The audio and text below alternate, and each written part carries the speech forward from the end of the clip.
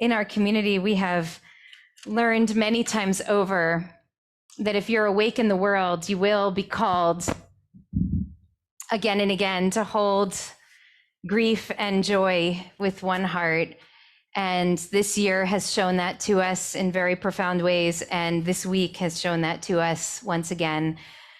And so while many of you have come here to celebrate this morning, I also know that we have very heavy hearts, as Sammy and Rabbi Tzadok indicated earlier. And I do want to take a few moments this morning to address the particular heartache that I and many of us are feeling right now with the escalation in violence in Israel and Palestine this morning. And I can promise you that even as we deal with this very hard and painful space that we find ourselves in right now, there will also be room for incredible joy today. I promised Maya and I meant it. And we hold both. That's what we do.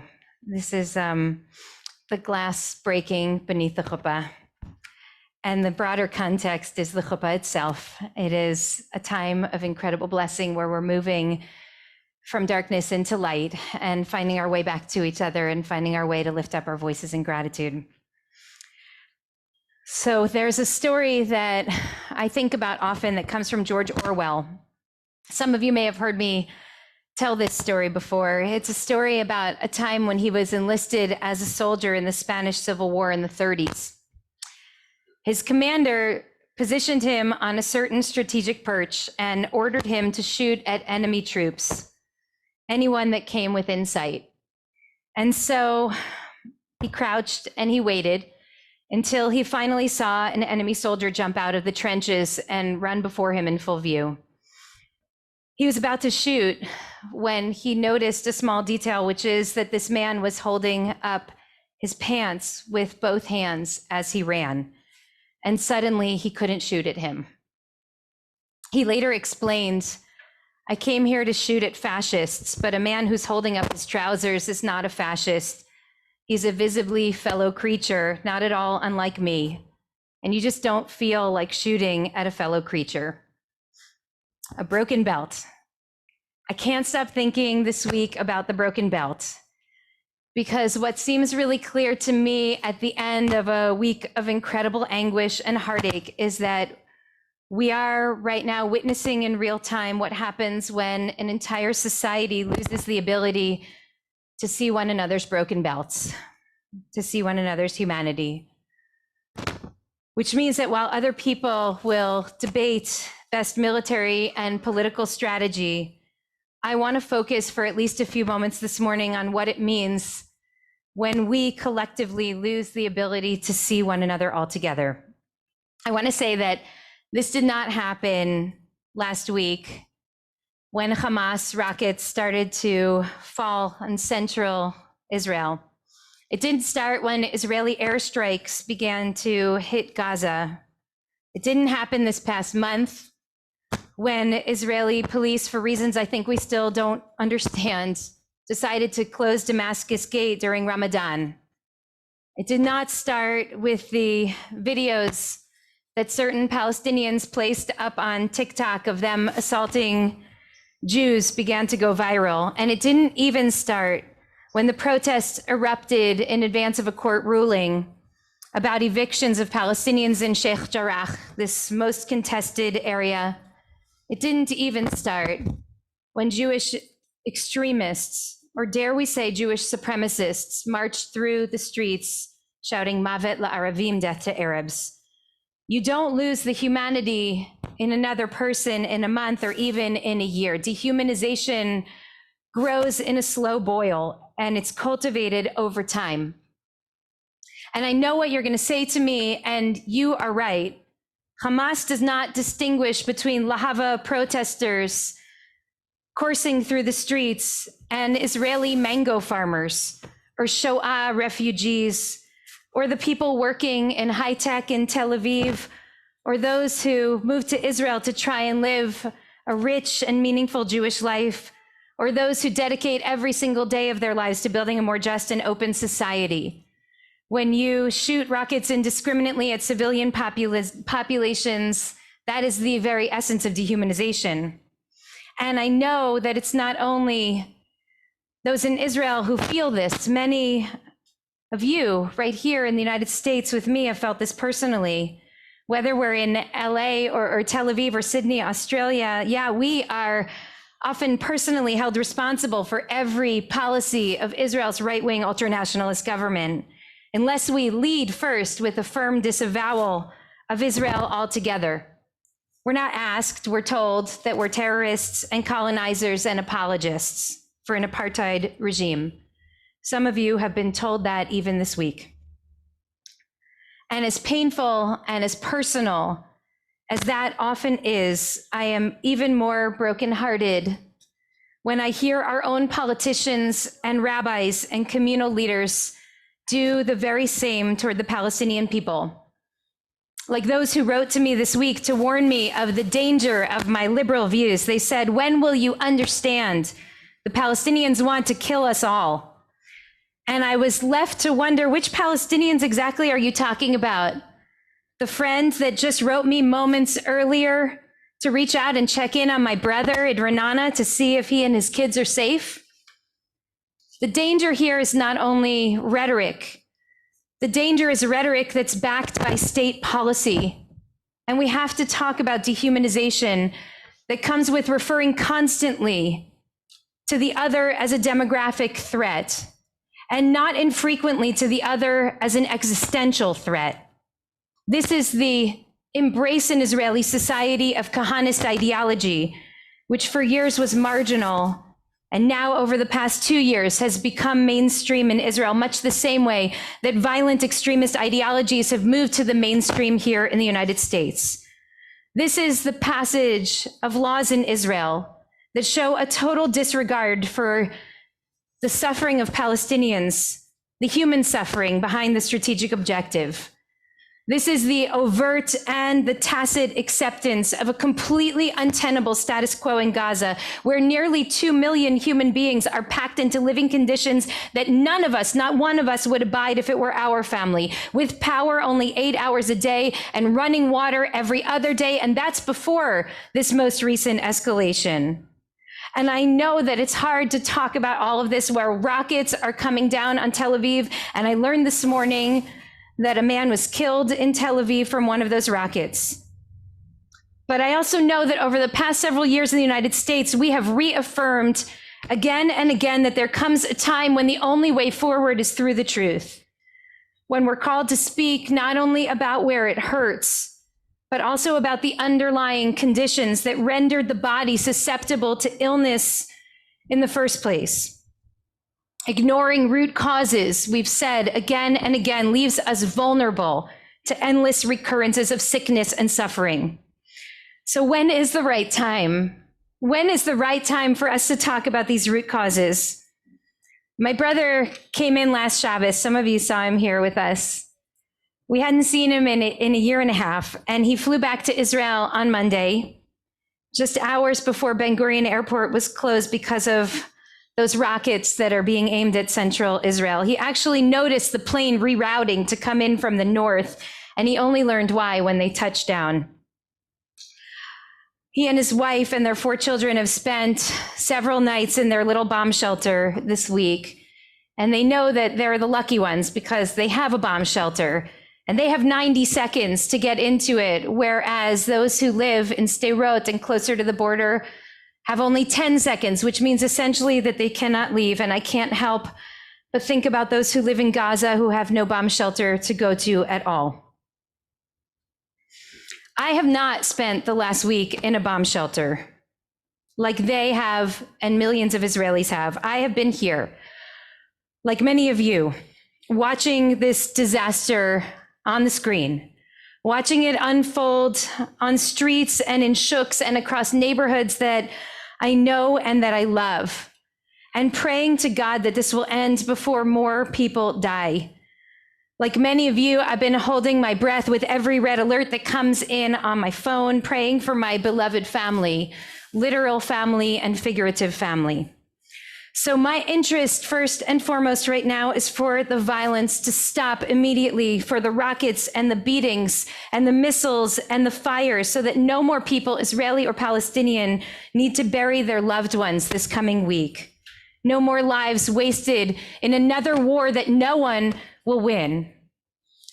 But as fervent as my prayer is that this fighting subsides quickly, we have to consider what it means to live in a society in which day after day, year after year, dehumanization has become more the norm than the exception, in which people are trained almost from birth to hold our own narratives as sacrosanct and singular, such that we literally cannot hear each other's stories or see each other's humanity. It took me a long time to learn how to hold the stories that Palestinians are trying desperately to tell us. I wanted to jump in. I wanted to challenge and to counterpoint every single point I heard. I had to learn how to listen.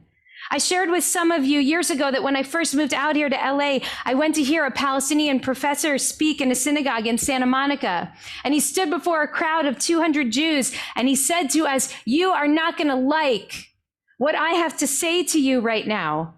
Some of it's going to make you sad, and some of it will make you angry. Some of it will make your blood boil, but you have to listen to me. Because today I'm going to tell you what happened in 1948 from the perspective of my people. Whether you like it or not," he said, "I'm asking you to listen to me, because this is our history. This is our story. And if we're ever going to have peace, we have to hear each other's stories." This was an absolute revelation for me. We don't need to cede to each other's claims of the past, but we have to hear them. Yom Ha'atzmaut, Israel's Independence Day, is a day that I celebrate with immense gratitude. It was a day that marked the transformation of our people from victims of history to agents of history, a day that honored the struggle and the suffering of my Jewish family, the generations of trauma and displacement, of genocide and expulsion, as we transitioned into a people with a dream made manifest. I still to this day hold that day as a miracle. Today, May 15th, is Nakba Day. This is the day that falls every year on that first Yom Ha'atzmaut back in 1948. Palestinians mark this day not liberation and redemption, but catastrophe. They mark on this day the displacement of 750,000 Palestinians from their home as they were expelled or fled from their towns and villages when the state of Israel was born. And Nakba is not a historical commemoration for many Palestinians. It's very much a part of their present, as they still experience today the reverberations from an expulsion that they describe as present and continuous. Many of those people who fled became refugees, and they carry the keys to their grandparents' homes in places like West Jerusalem and Haifa, powerful symbols of their loss and a daily reminder of their displacement. I know talking about Nakba Day might make some of us uncomfortable, because this day has been turned by some Palestinian activists into a day of rage and resistance against Israeli occupation, leading sometimes over the years to violent clashes with Israeli police and soldiers. But the fact is that today, right here, right now, as uncomfortable as it might make us, I can talk about Nakba Day. This is not a sermon that I could give if we were in Jerusalem on this Shabbat, because the Nakba law punishes any municipality that commemorates the events of 1948 as the Nakba. Those who do not comply are liable to lose state funding. Think of what that means. This is not my narrative, but this is a real live narrative that our neighbors, our cousins, hold as their truth, and we do not allow that story to be told. My friends on the ground are telling me, and perhaps you've heard this too, that this round of violence is different from previous escalations. The Hamas rockets, the Israeli airstrikes, as horrible as they are, we know the script. It keeps happening every few years. But it's the violence in the streets of Israel's mixed cities of Lod and Akko and Bat Yam, the violence between Jewish Israelis and Palestinian citizens of Israel, neighbors. That's the most painful and surprising in this round. One resident of Lod, where members of our own team here at Ikar are from and still have family in. One of those residents of Lod said that the men in the street who surrounded his apartment chanting and trying to burn his house down as he huddled close with his children and tried to keep them calm, he knew those men from the neighborhood. They see each other in the market. They knew each other's names, but they have forgotten each other's humanity. We've been taught that to see each other, to allow multiple narratives to hold truth would make us weak. It would be a vulnerability because it would mean ceding the moral high ground. But I have to say that a society collapses when we're unable to make room for each other. We built an entire rabbinic literature around honoring and preserving dissenting views. And yet we hold the narrative that our neighbors, our cousins, pose a mortal threat to our family, as if ignoring that narrative for 50, 60, 70 years will make it go away. Our hearts are so heavy right now. We've suffered so many losses and we're holding so much fear and anguish for our family and for our loved ones. But this week, for all of the anguish and all of the heartache, I hope we're also reminded of the urgency of liberating ourselves from the rigid binaries of thinking around Israel and Palestine that we recognize in others, but we so rarely recognize in ourselves. We have to see the humanity in each other, or else we resign ourselves to today's violence playing out again and again and again in the coming years. In a moment, we're going to read from the beginning of the book of Bamidbar, Parshat Bamidbar. Listen to what Rabbi Jonathan Sachs has to say about the census that we're taught to take in Parshat Bamidbar. Normally, he says, a census is dehumanizing. It's taken as a measure of a nation's strength, which exists in numbers. The more numerous a nation, the more powerful it is. But that would be to reduce the mass of humankind to a mere statistic. I am here, but if I were not, someone else could substitute for me, he says. Judaism is a sustained protest against that idea. Thus, the famous statement in the Mishnah, which we repeat again and again here, that a single life is like an entire universe. Sachs goes on to say that the Torah uses a strange locution when speaking about the census of the Israelites. Se'u et rosh, literally lift up the head. The purpose of a biblical census is not to quantify, he says, but to affirm the worth of each individual in the totality of Torah. We are no longer a person, but an image of God. Today, on this Shabbat of fear and vulnerability, I pray for our people. I pray for our savtas and our dodas, for our brothers and for their children. I pray for every Jew who made Aliyah, whether as a refugee or a dreamer or both. And I pray for their neighbors, for our cousins, for the Palestinian people who have yet to have their own dreams realized in the form of a state that will honor their dignity and lift up their humanity as our self-determination has for us. I want to close with the words from Amos Oz, who pleaded with us not to give up in the search for one another's humanity. He wrote years ago, I am not preaching complete moral relativism, certainly not. I am trying to enhance our ability to imagine each other on every level. On the most everyday level, just to imagine each other. Imagine each other when we fight. Imagine each other when we complain. Imagine each other precisely at the moment that we are 100% right. Even when you're 100% right and the other is 100% wrong, it's still useful to imagine each other. So I say to you on this Shabbat, even when we're wrong, we're still human.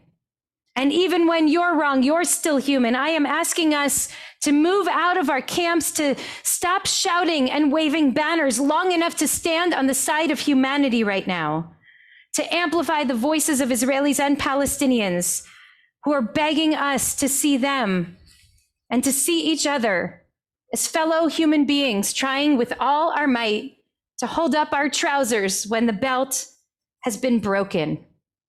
And in that spirit, I ask if you will join me in reciting a prayer that was written by my dear friend, Rabbi Tamar Elad Applebaum, with her dear friend, a Muslim religious leader who lives with her in Jerusalem, with whom she is fighting to carve out a better path for her children, for my nieces and nephews, for all of us, and for all who have a heart that breaks whenever there is a life lost in that region.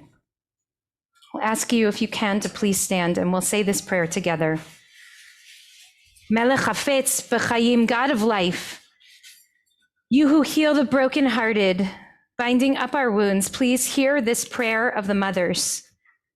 You did not create us to kill each other, nor to live in fear or rage or hatred in your world. You created us so that we allow each other to sustain your name in this world. Your name is life. Your name is peace. For these I weep. My eye sheds water for our children crying in the night, for parents holding their infants, despair and darkness in their hearts, for a gate that is closing. Who will rise to open it before the day is gone? With my tears and with my constant prayers, with the tears of all the people deeply pained at these harsh times, I raise my hands to you in supplication. Please, God, have mercy on us. Hear our voice, that we not despair, that we will witness life with each other, that we have mercy one for another, that we share sorrow one with the other, that we hope together for another. Inscribe our lives in the book of life. For your sake, God of life, let us choose life. For you are peace. Your world is peace. And all that is yours is peace. May this be your will. And let us say, Amen. Amen.